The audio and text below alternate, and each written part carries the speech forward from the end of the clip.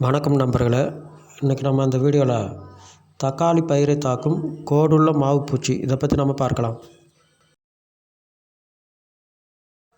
இதன் அறிகுறிகள்: இந்த தக்காளி செடியில் பார்த்திங்கன்னா வெள்ளை நிற மாவு போன்ற பூச்சிகள் இலை, தண்டு மற்றும் குருத்து பகுதிகளில் காணப்படும்.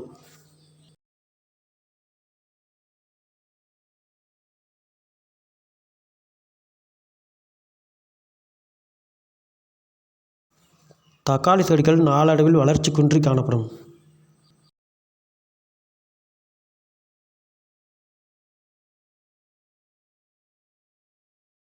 கட்டுப்படுத்தும் முறைகள்: மீன் எண்ணெய் ரோசின் சோப் 1 லிட்டர் நீருக்கு 25 கிராம் அல்லது வேப்ப எண்ணெய் 0.5% உடன் டீ பால் லிட்டருக்கு 1 ml கலந்து தெளிக்கலாம்.